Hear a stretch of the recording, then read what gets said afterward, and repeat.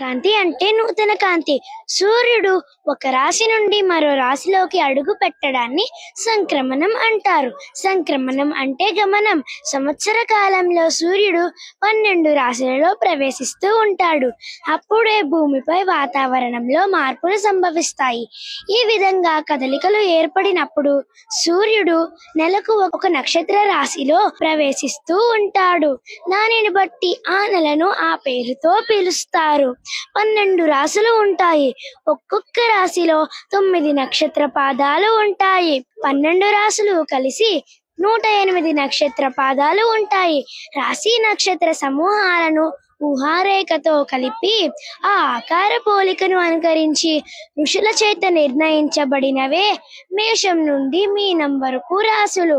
సూర్యుడు ధనుస్సు రాశి నుండి మకర రాశిలోకి ప్రవేశించటం మకర సంక్రమణం. అదే మహాపర్వదినం. ఈ 12 రాశుల సంక్రమణాల్లో సూర్యుడు ఆషాఢ మాసంలో వచ్చే కర్కాటక సంక్రమణం, పుష్యమాసంలో వచ్చేది మకర సంక్రమణం. ఇవి ఎక్కువ ప్రాధాన్యతను సంతరించుకున్నాయి.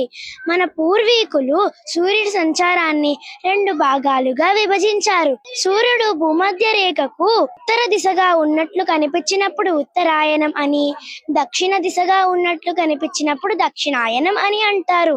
ఈ చంద్రమాన సంవత్సరంలో 6 నెలలు దేవతలకు పగలు, మిగిలిన 6 నెలలు దేవతలకు రాత్రిగా పరిగణించారు. అందుకే సంవత్సరాన్ని 2 ఆయానములుగా విభజించారు. ఖగోళ శాస్త్రం ప్రకారం ప్రతి సంవత్సరంలో జనవరి 15 నుండి జూలై 15 వరకు ఉత్తరాయణం అని, జూలై 16 నుండి జనవరి 14 వరకు దక్షిణాయనం అని అంటారు.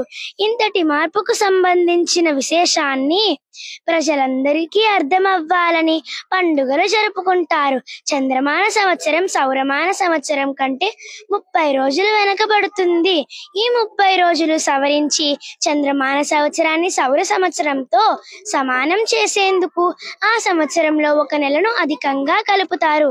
ఈ నెలను అధిక మాసం అంటారు. ప్రతి 32 నెలలకు ఈ అధిక మాసం వస్తుంది. ఈ అధిక మాసం వచ్చినప్పుడు శుభకార్యాలకు, ముఖ్యమైన దైవ కార్యాలకు పనికి రాదని నిషేధించారు.